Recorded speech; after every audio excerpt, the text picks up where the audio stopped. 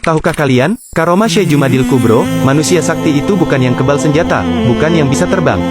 Suatu hari murid dari Syekh Jumadil Kubro bertanya, "Tuanku, engkau bisa berjalan di atas air."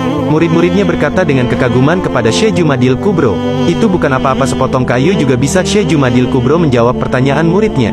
"Murid, tetapi engkau juga bisa terbang ke angkasa." Syekh Jumadil Kubro, "Demikian juga burung-burung itu bisa."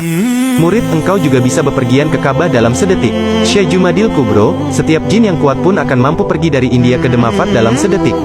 "Murid, engkau juga kebal senjata dan kebal api." Syekh Jumadil Kubro, "Batu karang di pantai pun bisa kebal seperti itu. Kalau begitu, apa kehebatan seorang manusia sakti yang sebenarnya?"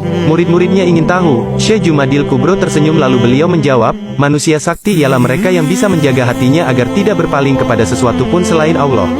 Hatinya selalu zikrullah dalam keadaan apapun, sehingga bisa bersabar ketika diuji dan bisa bersyukur ketika diberi rizki. Dengan zikirnya maka rasanya rata datar seperti air sehingga tidak senang ketika dipuji dan tidak sakit hati ketika dihina. Dengan zikrullah maka ia bisa terbang hijrah dari kegelapan perbuatan dosa ke jalan ketakwaan penuh cahaya. Dan kebal dari segala godaan setan. Maka istiqomah lebih hebat dari 1000 karomah.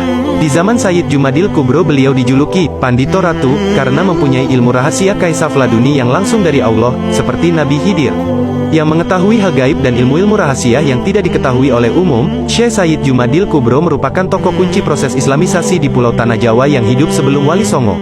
Beliau seorang kutubul alimin, wali mursyid agung, sultan aulia terbesar di zamannya.